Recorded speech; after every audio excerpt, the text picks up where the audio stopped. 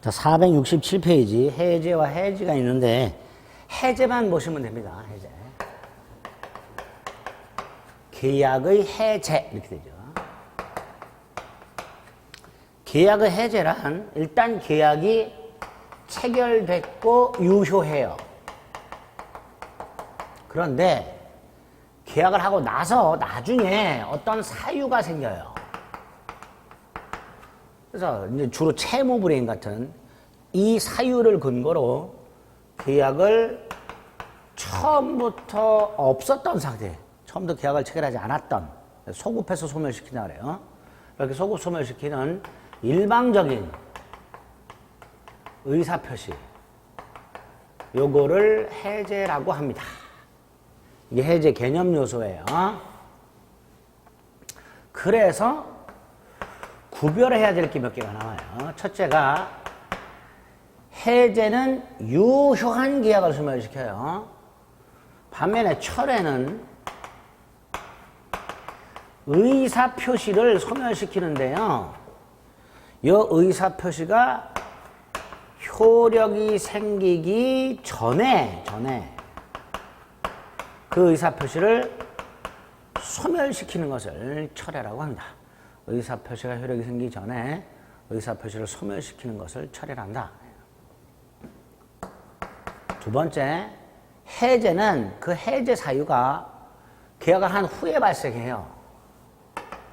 반대로 취소는요, 그 취소 사유가 계약 당시 있어야 돼요. 제한능력, 착오, 사기강박처럼 계약 당시에 취소 사유가 있을 때. 그러니까 해제 사유와 취소 사유는 계약 후 발생했냐, 계약 당시 존재하냐, 이런 차이가 있게 됩니다. 세 번째, 해지라고요. 계약을 장래를 향하여 소멸시키는 거예요. 장래 소멸. 통신사 2년 약정했다가 해지 이런 것들. 기존에 이행했던 건 그대로 둔 채 장래 소멸, 해지라고 합니다. 그 다음 이제 요게 중요해요. 해제는 일방적인 거고 단독행위예요. 상대방의 동의나 승낙을 받을 필요가 없어요. 반면에 어느 한쪽이 상대방에게 계약을 해제하자고 청약을 하고 상대방이 이걸로 승낙을 함으로써 당사자가 계약을, 기존의 계약을 합의로 해제할 수도 있다. 합의 해제. 요거를 해제 계약이라 한다. 그래서 일방적인 단독행위인 해지하고 계약을 통해서 해제시키는 합의 해제는 구별하되, 첫째, 이거는 단독행위고 해제는 요거는 계약이기 때문에 원칙적으로 해제 규정을, 해제 관한 규정을 합의 해제는 적용해서는 안 됩니다.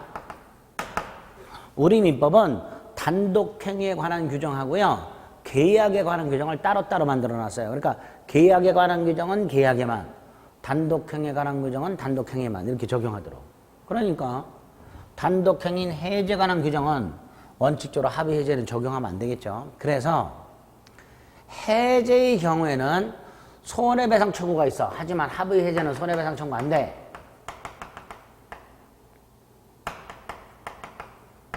또 계약을 해제했을 때 돈을 받은 사람은 돈을 돌려주는 건 당연하고 이자까지 붙여서 돌려줘요. 이자까지. 하지만 합의 해제에는 받은 돈이 있다면 그것만 돌려주면 되고 이자까지 가산할 필요 없습니다.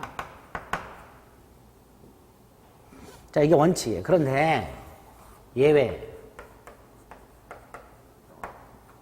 합의 해제도 해제와 마찬가지로 적용되는 게 있다. 똑같은 게. 첫째가 계약은 소급해서 소멸하고 받은 돈이 있다면 적어도 그 받은 거는 돌려줘야죠. 이자는 안 붙이더라도 받은 거 돌려주는 걸 원상회복이라고 해요. 그리고 제3자 보호됩니다. 세 가지. 제3자 보호. 그 다음에 이 합의 해제요.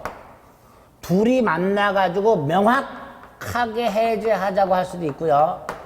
묵시적으로도 가능합니다. 우리 묵시적은 별거 아니에요. 갑과 을이 사귄다고 소문났어요. 결혼할 사이라고 소문이 났어요. 그래서 둘이 맨날 붙어 다니는 게 보여. 그런데 어느 날 갑자기 갑과 을이 서로 보고 쌩까. 아직도 만나야 대답도 안 해. 그 사람 말하지도 마. 이렇게 서로 쌩까기 시작했다.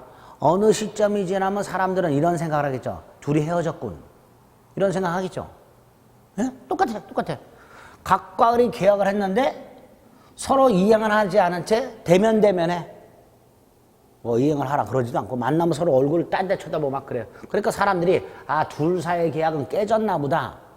이렇게 생각할 거예요. 그런 걸 묵시적 해제 이렇게 봅니다. 그래서 합의 해제는 명시적으로 할 수도 있고 묵시적으로 할 수도 있구나. 또 계약을 합의 해제하고 나서 나중에 그 계약을 다시 부활하기로 하는 약정 얼마든지 할 수 있습니다. 이것도 사귀다가 헤어졌다 다시 사귀고 만나고 할 수 있죠. 만났다 헤어졌다 또 만나고 이렇게 할 수 있단 말이죠. 그러니까 계약했다가 합의했다 그 계약을 다시 부활시키고 얼마든지 할 수 있습니다. 합의 해제로 소멸한 계약을 부활하는 약정 얼마든지 할 수 있다. 이런 것들을 합의 해제에서 보시면 돼요. 마지막으로 해제는 해제한다고 말을 해야만 해제가 됩니다. 의사표시. 그런데 해제한다는 말을 할 필요 없이 자동으로 해제되는 경우가 있어요. 계약이 자동으로 해제가 되려면 계약을 할 때 당사자가 미리 특약을 해야 되고요. 이거를 실권약관이라고 합니다.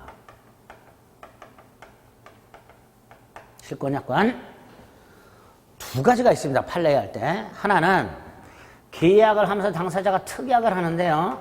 뭐라고 특약을 하냐면 을이 매수인이 중도금을 지급하지 않으면 자동 해제된다. 이렇게 특약을 했어요. 을이 중도금을 지급하지 않으면 계약은 자동 해제된다. 또 하나는 매수인이 잔금을 지급하지 않으면 자동 해제된다. 자, 요렇게 특약한 경우. 자, 중도금 지급의 경우에는요, 보통 선이행 의무이기 때문에 이게 선이행 의무죠. 그러니까 중도금을 지급하지 않으면 자동 해제돼요, 그냥. 그런데 요 잔금은요, 매도인의 소유권 이전과 보통 동시행 관계예요. 따라서 요 경우에는 나눠서 봐야 돼요. 잔금 미지급은. 첫째, 갑이 소유권을 넘겨주지 않아서 잔금을 안 주고 있더라. 이건 정당한 거죠. 이럴 때는 자동 해제돼서는 안 됩니다. 두 번째, 갑이 소유권을 넘겨주는데도 잔금을 안 주고 있더라. 즉 지체. 여야 해제가 된다. 이때는. 중도금을 지급하지 않으면 자동 해제된다는 특약이 있을 때는 실제로 중도금을 지급하지 않으면 그냥 자동 해제되지만 잔금을 지급하지 않으면 자동 해제된다는 특약이 있을 때는 잔금을 지급하지 않는다는 것이 지체 상태여야 자동 해제됩니다. 그래서 다시 한번 매도인이 소유권을 안 넘겨주기 때문에 잔금을 안 주고 있다면 이때는 정당하게 안 주고 있는 거니까 지체가 아니어서 계약은 자동 해제되지 않는다. 이렇게 해석을 합니다. 자동 해제 특약은 두 가지 구별하시면 돼요. 세 번째, 해제 사유. 계약을 한 후에 일정한 사유가 있어야 해제할 수 있다고 했습니다. 해제권 발생 원인이라고도 하죠. 두 개가 있습니다. 크게. 당사자가 미리 약정을 한 경우 이런 경우에 해제하기로 하자. 이렇게. 또 하나가 법에서 정해놓은 경우. 자, 자, 법정 해제 사유가 중요하고요. 이 법정 해제 사유는 모든 계약에 공통적으로 적용되는 게 있어요. 이거를 일반적 법정 해제 사유라고 합니다. 그 다음에 어떤 특정한 계약에만 따로 법에서 규정한 게 있어요. 개별적 법정 해제 사유라고 하는데요. 일반적 법정 해제 사유만 보시면 돼요. 모든 계약에 공통적으로 적용되는 거 일반적 법정 해제 사유. 이 일반적 법정 해제 사유의 99%가 채무 불이행이고요. 채무 불이행. 요 채무 불이행 이외에 무슨 사정 변경의 원칙이라든가 담보 책임이라든가 이런 게 있어요. 이건 크게 신경 안 써도 되고요. 요것만 보시고. 채무 불이행. 이 채무 불이행의 유형이 5개. 이행지체라는 놈이 있고요. 이행불능이라는 놈이 있고요. 불완전 이행이 있고요. 부수적 채무 불이행이고요.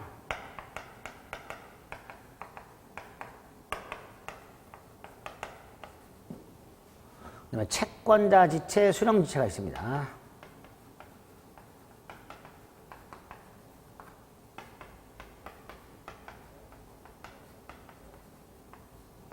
채권자 지체, 수령 지체.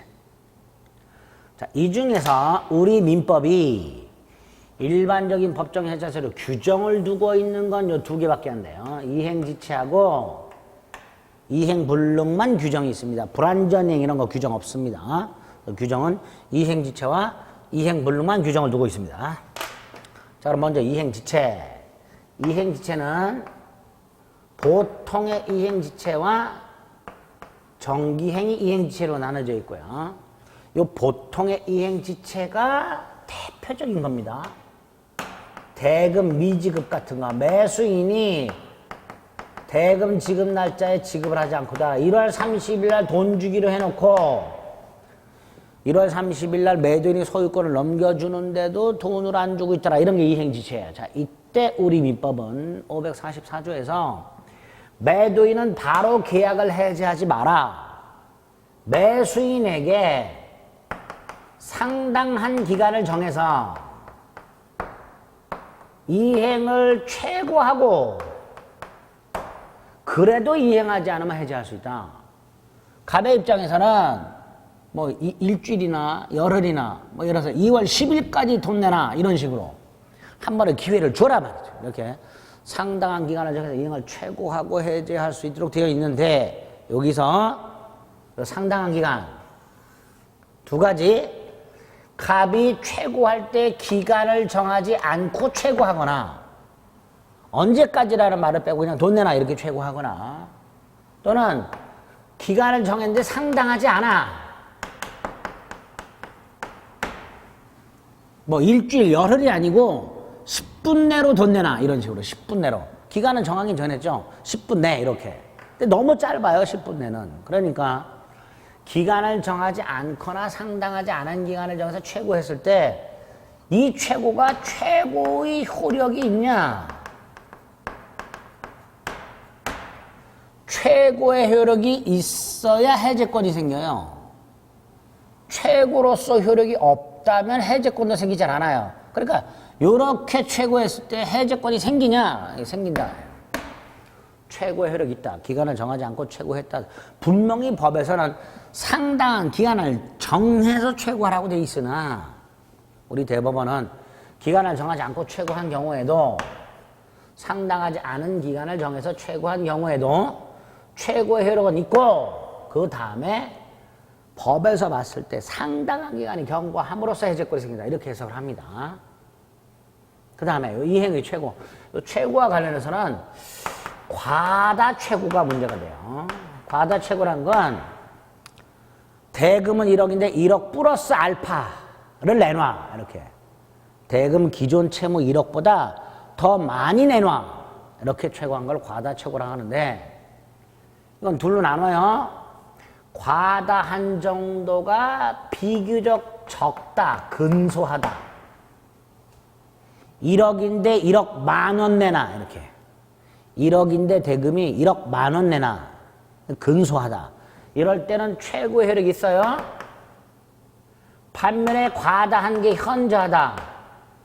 대금은 1억인데 2억을 내놔라. 이렇게 최고했다. 이렇게 현저하다면 최고 효력은 없습니다. 이렇게 보통의 이행지체와 관련해서는 상당한 기간을 정해서 이행을 최고할 것. 요게 요건인데 그것과 관련해서 2개 기억하자.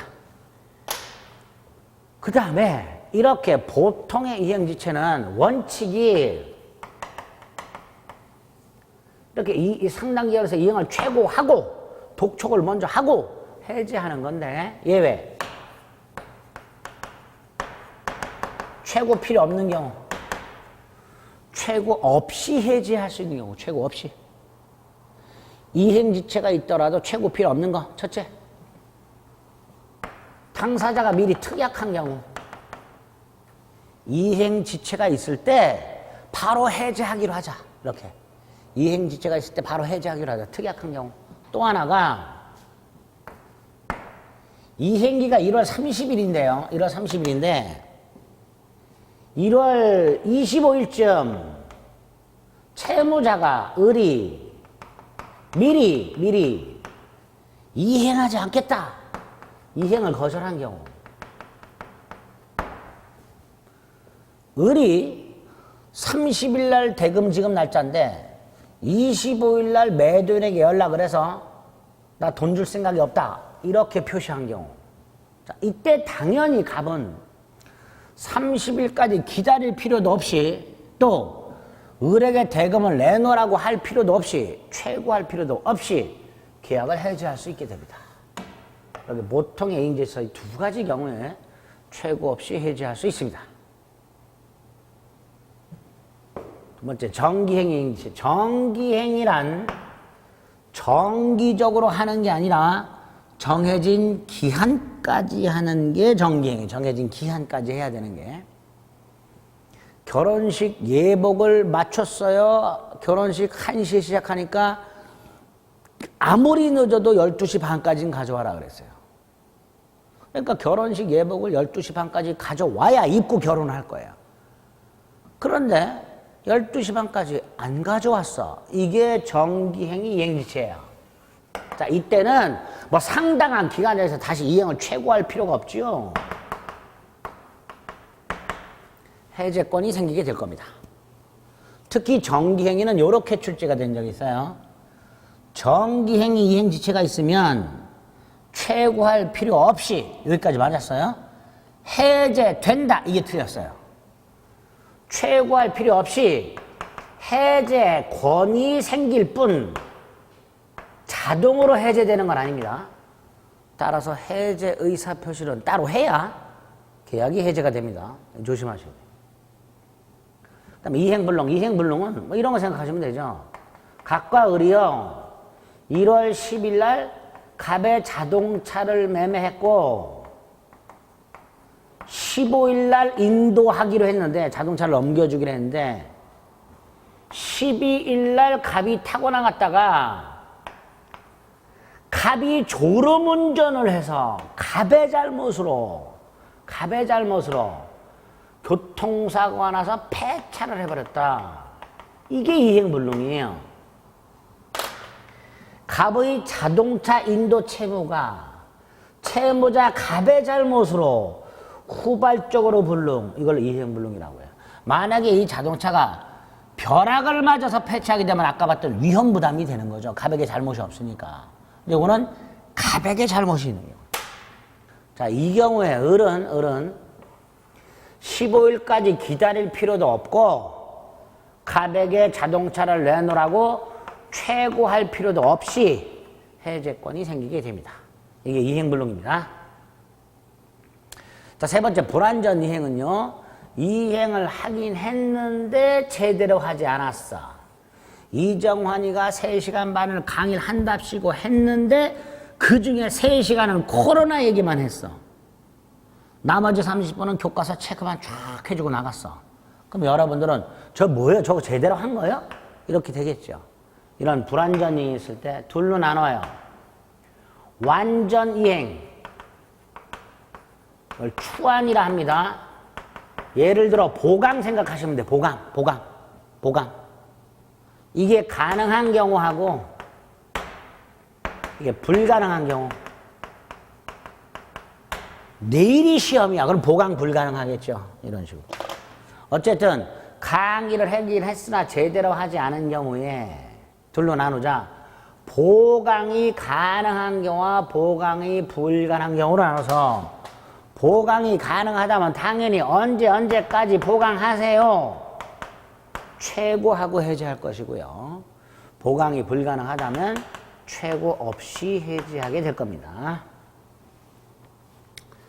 자, 네 번째 부수적채무. 자, 이 부수적채무는요, 아까 지난 시간에 동시이행의 한백권에서 봤던 거, 갑과 을 사이에 임야 매매 계약을 하면서 특약을 해가지고 갑이 묘지 두 기를 이전하기로 특약을 했다. 요때 요 특약을 통해서 발생한 채무, 묘지 이전 채무, 이게 부수적 채무예요. 이게. 임야매매의 주된 채무는 소유권 이전과 대금 지급이고요. 특약을 통해서 발생한 채무는 부수적 채무에 불과합니다. 그리고 우리 대법원에 의하면 부수적 채무를 이행하지 않았다 하더라도 계약 자체를 해제할 수는 없다가 판례야. 부수적 채무를 불이행했다 하더라도 계약 자체를 해제할 수는 없다. 이게 판례고요. 자, 마지막으로 채권자지체라고 되는데 이 채권자지체는 요 보통의 이행지체와 동전의 양면이라고 생각하시면 돼요. 그래서 을이 대금을 지급하지 못하고 있다. 이행지체죠. 그래서 을은 물건을 수령하지 못하고 있다. 이렇게 되는 거죠. 을이 대금을 지급하지 못해서 이행지체, 물건을 수령하지 못해 수령지체 이렇게 되는 거예요. 그러니까 갑은 을에게 상당한 기간을 정해서 대금을 내놔 이행최고, 그리고 상당한 기간을 정해서 그때까지 물건을 가져가라 수령을 최고하고, 그때까지 가져가지 않으면 갑은 계약을 해지하게 되겠죠. 이렇게 수령지체의 경우에는 이행지체와 마찬가지로 상당한 기간을 정해서 수령을 최고할 것 이렇게 하고 난 다음에 최고 없이 해지할 수 있는 거. 원칙이 최고해야 되는 거예요. 원칙이. 가장 기본 원칙이. 그런데 최고 없이도 할 수 있는 거.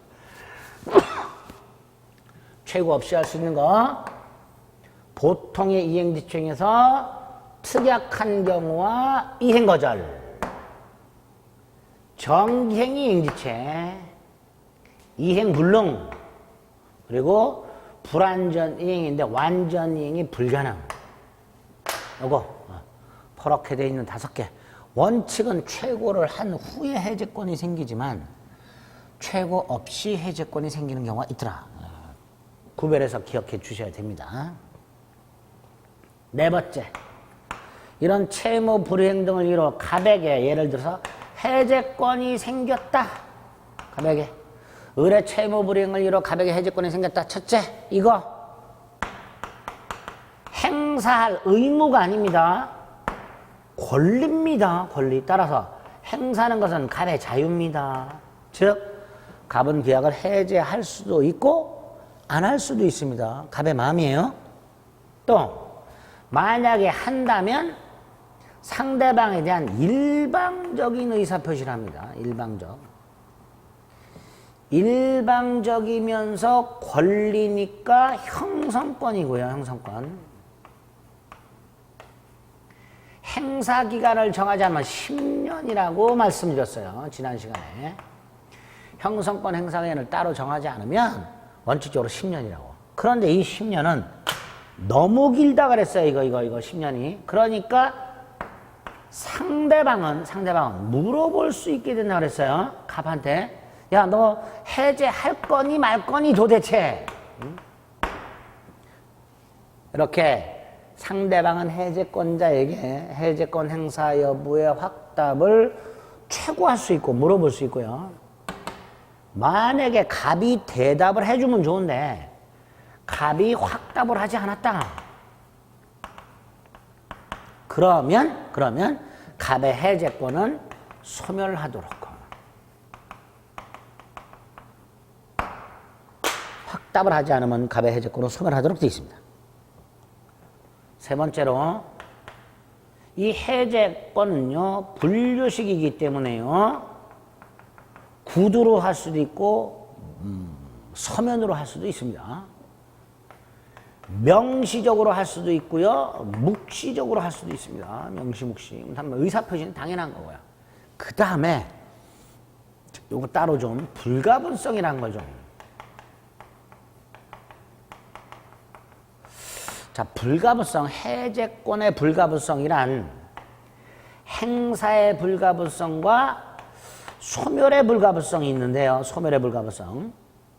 자, 요거는 해제권자가 두 사람 이상이거나 상대방이 두 사람 이상인 걸 생각해 봅니다.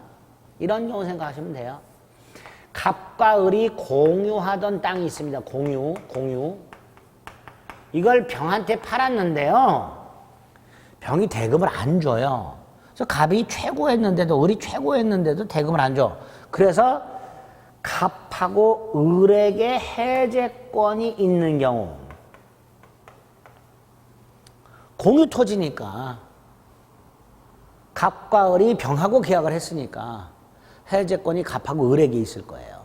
또 병이 대금을 주는데 갑과 을이 땅을 안 넘겨줘요. 그래서 병한테 해제권이 생겼어요.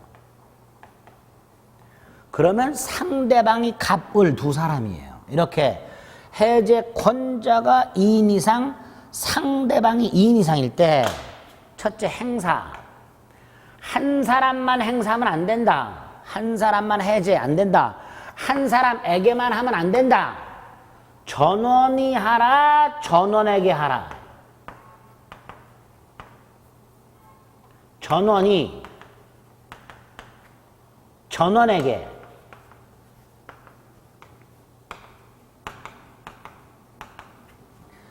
한 사람만 해제했다, 한 사람한테만 해제했다. 안 된다. 전원이 전원에게 하라. 이게 행사의 불가분성. 소멸의 불가분성. 어느 한 사람의 해제권이 소멸하면, 갑의 해제권이 소멸하면 나머지도 소멸, 전원 소멸. 이게 소멸의 불가분성. 계약 해제권 간에서 이렇게 행사의 불가분성과 소멸의 불가분성이라는 것도 있다. 이따 조문 확인하면 됩니다. 다섯 번째. 자, 갑이 드디어 계약을 해제했어요. 해제의 효과. 첫째. 계약은 소급해서 소멸합니다. 즉 처음부터 계약을 한 적이 없었던 상태가 됩니다. 계약을 한 적이 없었던 상태예요. 그래서 어떤 문제가 생기냐면 1월 10일 날 갑과 을이 A 토지를 매매. 근데 을이 갑에게 계약금만 주고 등기를 먼저 넘겨주면 내 이름으로 이 땅을 담보대출 받아가지고 잔금 치르겠다. 갑이 을을 믿고 일단 등기부터 넘겨줘. 자, 일단 등기가 넘어갔으니 을은 소유권을 취득합니다. 그런데 을이 약속을 지키질 않아요. 분명히 을의 이름으로 등기를 넘겨주면 지 이름으로 담보대출을 받아서 잔금을 주기로 해놓고 안 하는 사람이에요. 따라서 갑이 기다리다 1월 30일 날 계약을 해제.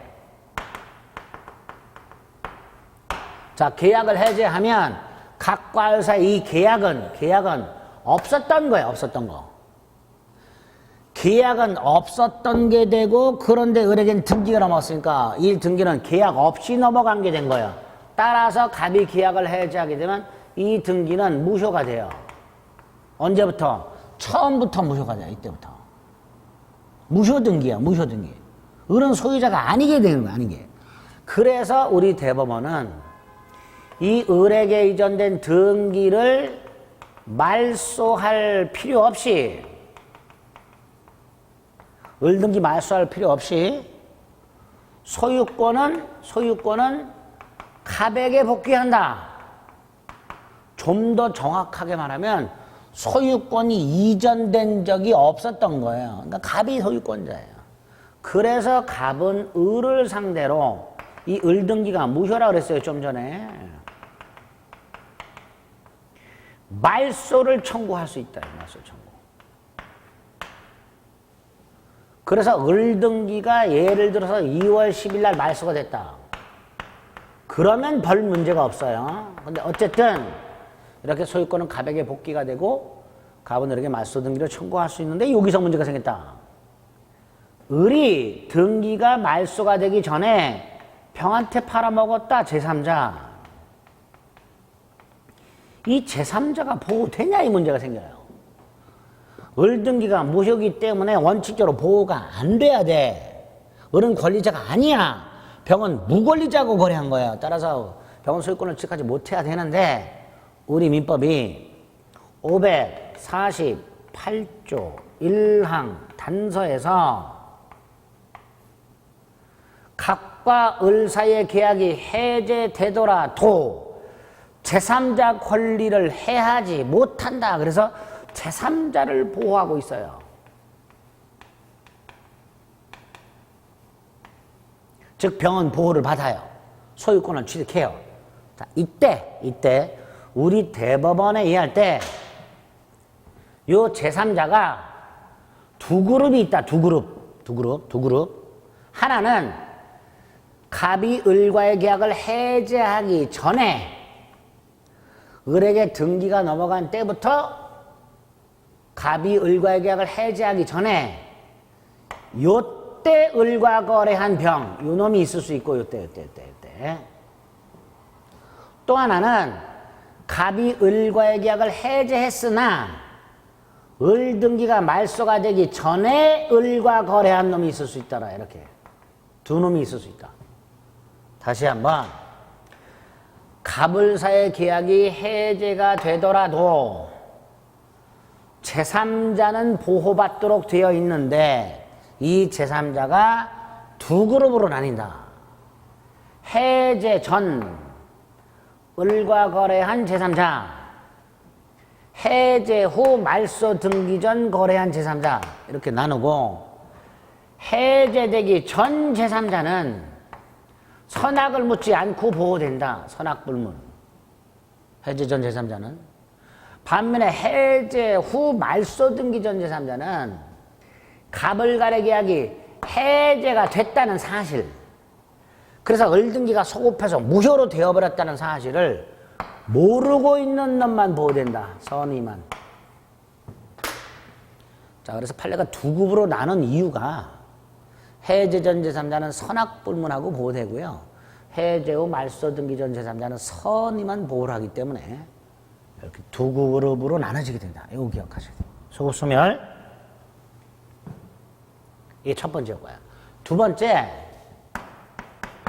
계약이 해제됐으니, 즉 계약을 한 적이 없었던 상태가 됐으니, 예를 들어서 갑은 받은 계약금 돌려줘야 될 것이고 을은 등기를 돌려줘야 될 것이다. 이렇게 받은 거 돌려주는 걸 우리가 민법 총칙에서 부당 이득 반환이라고 했는데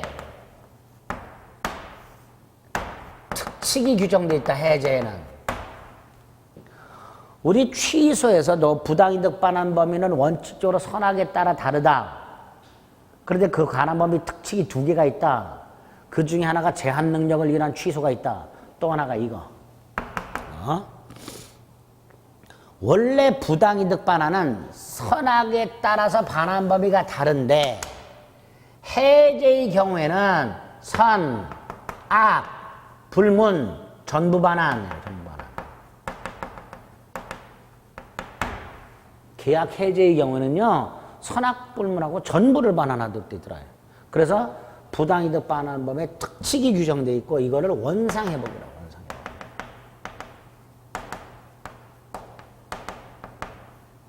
부당이득 반환의 특칙, 원상회복 의무, 선악불문, 전부 반환, 깡그리 반환에 대한 깡그리. 그래서 예컨대 물건을 받은 을은 그 물건 자체를 돌려줘야 돼요. 원물 반환.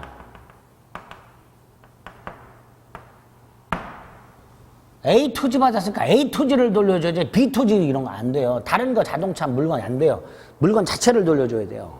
그 다음에 그 물건을 을이 넘겨받아갖고 사용까지 했어. 그럼 사용 이익이 있을 거예요. 그거 돌려줘야 돼요. 사용료 과실.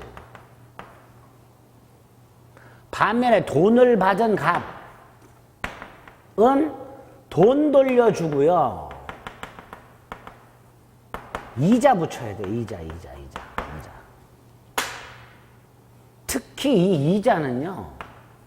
이 돈을 받은 날부터 가산하라고 돼 있어요.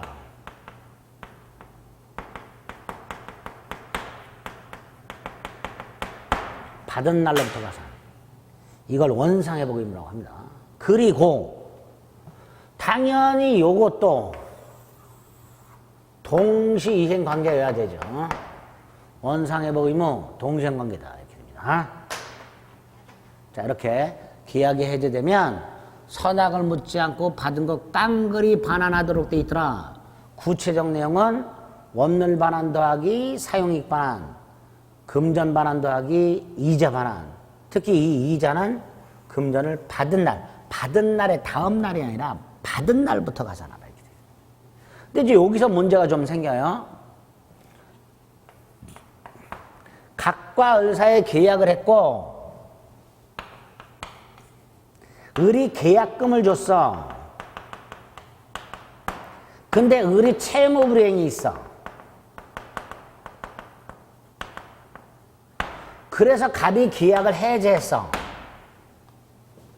이때 갑은 계약금을 이자 붙여서 돌려줘야 되는 문제가 생겨요. 그쵸? 을의 채무불이행을 을의 잘못으로 갑이 계약을 해제했는데 갑이 일단은 을로부터 받은 돈을 돌려줘야 되는 문제가 생겨요. 갑은 화가 나겠지요. 안 날까? 나겠지. 을이 돈을 제때 안 줘가지고 내가 계약을 해제했어. 그 사이에 다른 사람한테 팔 기회도 놓쳤고 지금 땅값은 떨어지고 있고 아주 내가 손해가 막심해. 계약을 해제했는데 느닷없이 을이 계약금 돌려달래. 그러니까 갑은 화가 나. 이때 갑은 손해배상을 청구함으로써 그 화를 다스리면 돼요. 다시 말해서 을의 채무 불이행을 이유로 계약이 해제된 경우에 갑은 일단 화가 나더라도 받은 돈은 돌려주는 거예요. 물론 갑과 을이 계약을 하고 계약금을 받으면서 을의 채무 불이행으로 해제가 되면 계약금은 반환하지 않는다라는 특약을 따로 할 수도 있어요. 그 특약을 위약금 특약이라고 해요. 그런 위약금 특약이 있을 때는 을의 채무 불이행을 이유로 계약이 해제됐을 때 갑은 계약금 안 돌려줘도 돼요. 그 계약금을 손해배상에 충당하면 돼요. 위약금 특약이 있을 때는. 근데 그런 위약금 특약이 없다면 갑은 돈은 돌려주는 거고 따로 손해배상을 청구하는 거예요. 그래서 551조에 보면 계약의 해지 또는 해제는 손해배상 청구에 영향을 미치지 아니한다 이렇게 놨어요. 계약의 해지 또는 해제는 손해배상 청구에 영향을 미치지 않는다. 그 말은 계약을 해제하고 원상회복은 원상회복대로 하고 따로 중첩적으로 손해배상을 청구할 수 있다 이런 뜻입니다. 계약의 해지 또는 해제는 손해배상 청구에 영향을 미치지 않는다. 두 번째,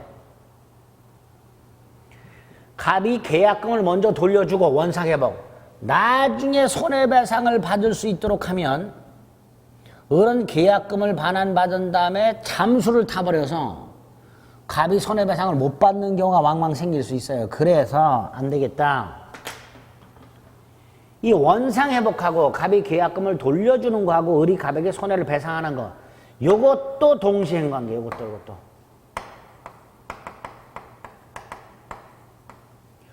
원상회복끼리도 동시행관계, 손해배상도 동시행관계. 따라서 갑은 을에게 손해를 배상할 때까지 계약금 못 줘라고 할 수 있습니다. 손해를 배상할 때까지 계약금 반환 못해라고 할 수 있게 됩니다. 이렇게. 세 번째, 요 손해배상은요, 이행이익배상이죠. 지지난 시간에 계약 체결상의 과실책임을 말씀드리면서 계약이 무효인데 유효라고 믿은 경우에는 신뢰이익배상이고, 계약이 무효인데, 계약이 유효인데 이행이 안 된 경우에는 이행이익배상이라 했어요. 그러니까 이건 당연히 이행이익배상이겠죠. 그런데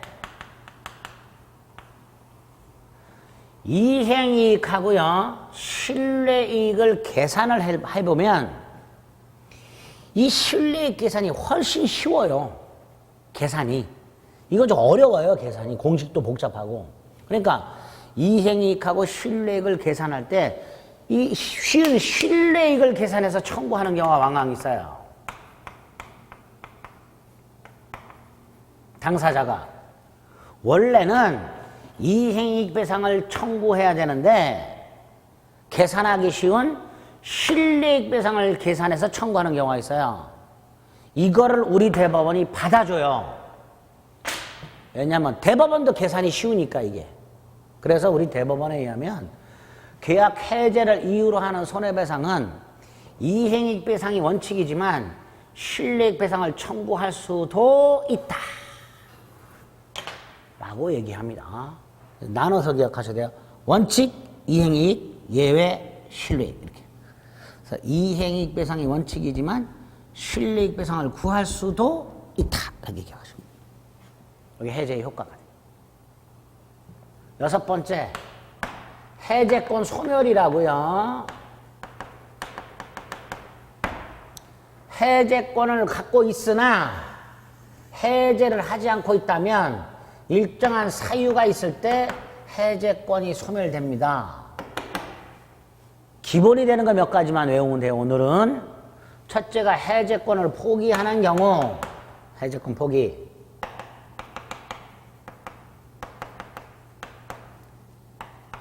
(10년의) 제척기간이 경과한 경우, 상대방이 최고했는데 확답을 하지 않은 경우, 저기 불가분성 등등 이렇게 해제권 소멸 사유가 있잖아. 몇 가지만 딱 이따가 체크하시면 됩니다. 여기까지가 해제의 기본적인 내용이에요. 조금 복잡하고 어려운 게 있어요. 요 제3자 같은 경우에 제3자이냐 아니냐 구별하는 거 이런 거예요. 그런 것들 이제 나중에 외우시고 일단 요 정도 내용은 이번 순환에 플러스를 좀 시켜 두셔야 됩니다. 그래서 1, 2월 달 했던 거에다 조금만 더 플러스 한 거예요. 해지는 별거 없어요. 해지는요, 저 해제는 모든 계약에 해제가 적용이 돼요. 모든 계약에. 그러나 이 해지는 계속적 계약에만 적용돼요. 계속적 계약. 계속적 계약이란 계약 기간이 정해져 있는 거, 임대차 같은 거, 언제부터 언제까지. 또 여러분들이 학원과 계약한 거, 통신사와 계약한 거, 이렇게 계약의 이행이 언제부터 언제까지 지속되는 걸 계속적 계약이라 하고요. 이 계속적 계약에 대하여 그 계약을 장래를 향하여 소멸시켜요.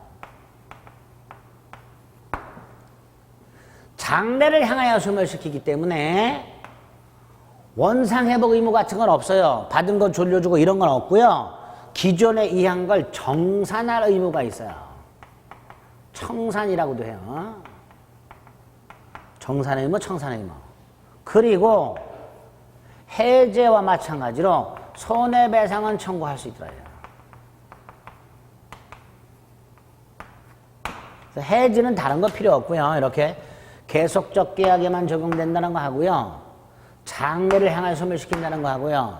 그래서 원상회복 의무가 아닌 정산 의무, 청산 의무가 생긴다는 거 하고요. 551조 손해배상은 따로 청구할 수도 있다는 거. 551조 계약의 해지 또는 해제는 손해배상 청구에 영향을 미치지 아니한다. 이렇게 되어 있습니다. 여기까지. 이 계약 해제 다예요. 여기까지가 계약 총론 내용입니다.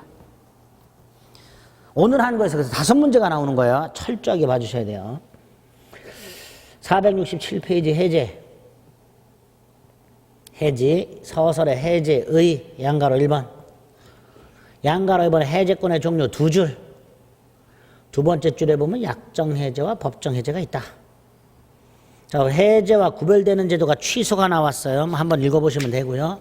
다음 페이지에 보면 합의 해제가 있죠. 그거 조심하자. 해제 계약, 합의 해제, 동그라미 1번. 그 밑에 동그라미 2번, 동그라미 1, 2. 그 다음에 오른쪽. 판례 1번. 해제 규정은 적용되지 않는다. 2번. 원상회복은 해야 된다. 두 번째 줄 원상회복 청구권이 있죠. 3번. 제3자 권리를 해야 할 수는 없다. 제3자 보호된다. 그 다음에 양가로 3번. 해지 조건 또는 실권약관. 밑에 보면 판례.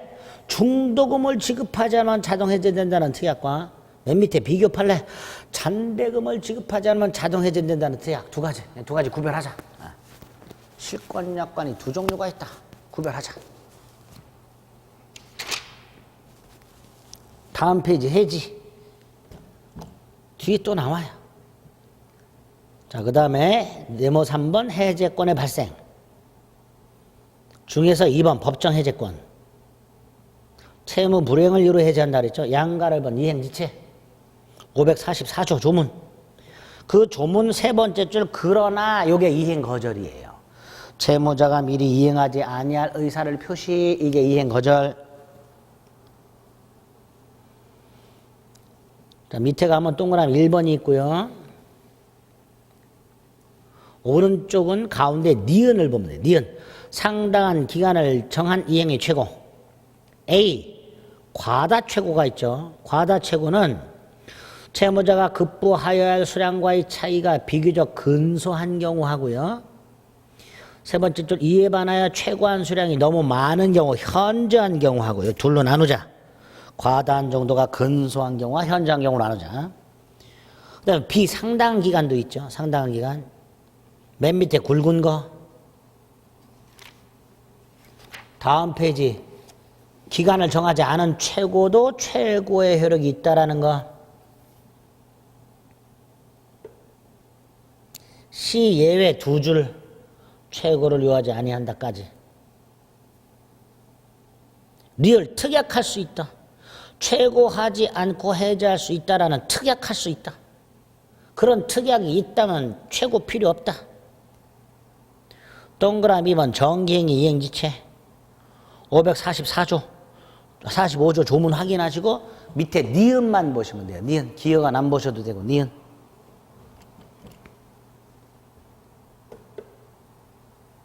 자, 이행불능 양가로 2번 오른쪽 546조가 있죠. 동그라미 2번 그 두 줄만 보시면 돼요. 밑에 동그라미 2번 최고를 할 필요가 없다. 맨 밑에 불완전 이행 둘로 나눴죠. 추한 가능, 추한 불가능. 한 장 넘겨서 밑에 양가로 5번 부수적 의무 불이행이 있죠. 해제권 없다 그랬어요. 부적 의무 불이행으로 인한 해제권 마지막 줄 해제할 수 없다. 없다. 그것만.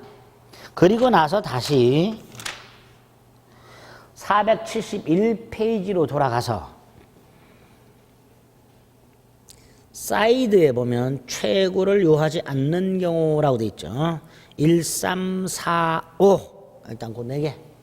최고를 요하지 않는 경우 1, 3, 4, 5까지.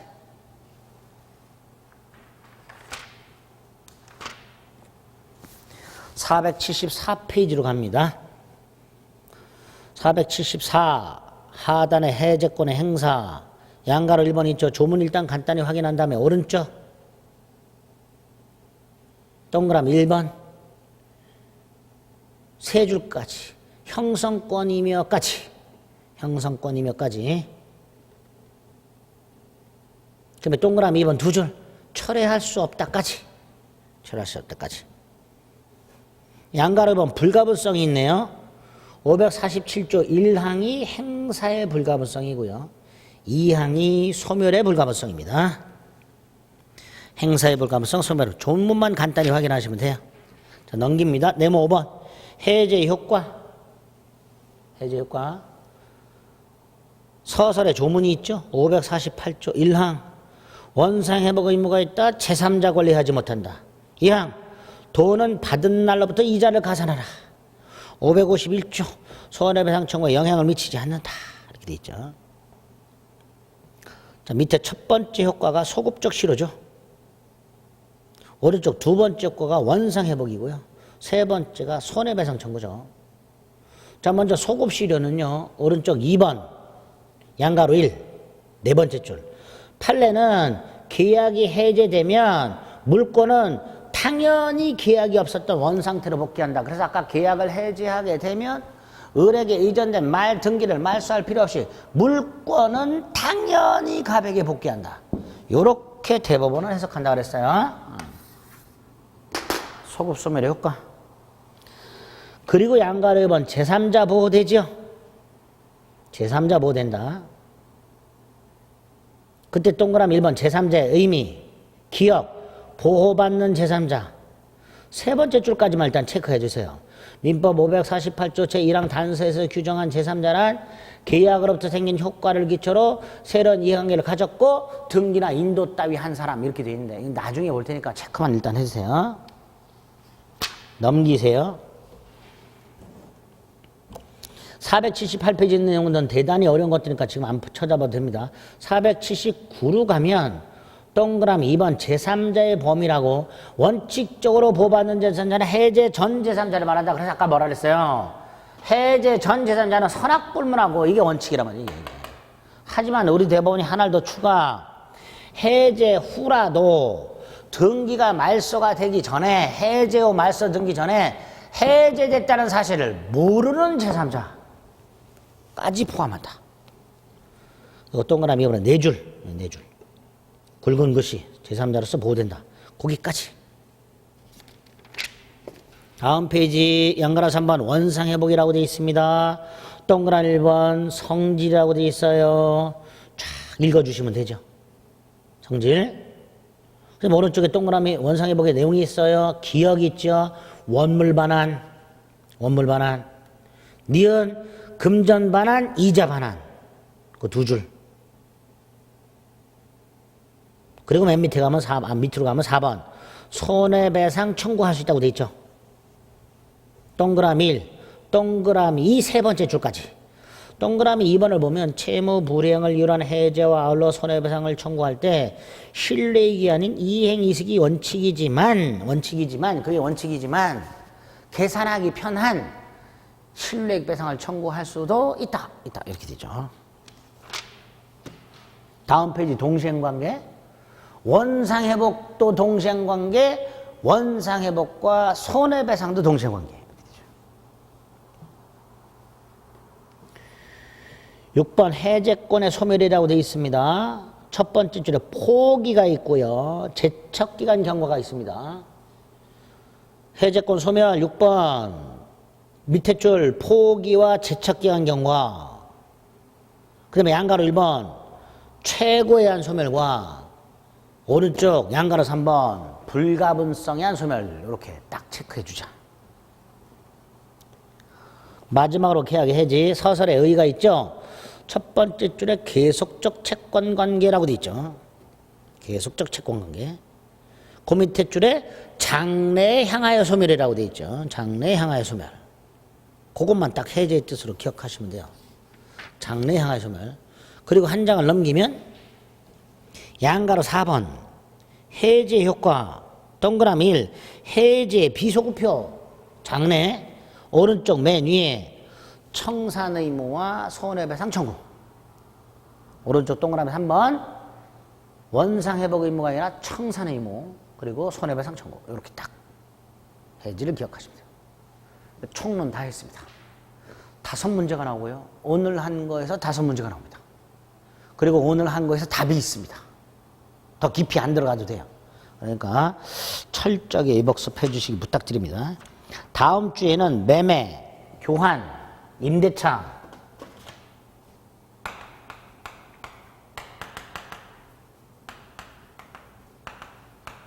주택임대차보호법, 상가건물 임대차보호법까지 할 거예요. 다만 예습은 요 임대차까지만 해주세요. 복습은 당연히 하시고요. 예습은 1, 2월 달 강의 중에서 요 매매교환 임대차 요거 한번 보고 오세요. 꼭 보고 오셔야 돼. 그래야 다음 주에 살을 좀 덕지덕지 붙이게 됩니다. 자꾸 코로나 핑계대고 공부 안 하시는 분들이 있고 어떤 분은 그러시더라고요. 수능이 연기됐으니 우리 시험도 연기되는 거 아니냐고. 아이 수능은요. 애들 개학이 연기됐으니까 수능이 연기된 거고요. 우리는 그런 거 없잖아. 그러니까 연기 안 되니까 제발 코로나 핑계 대지 마시고 예복습을 철저히 해주시길 부탁드리겠습니다. 여기까지 하겠습니다. 수고하셨습니다.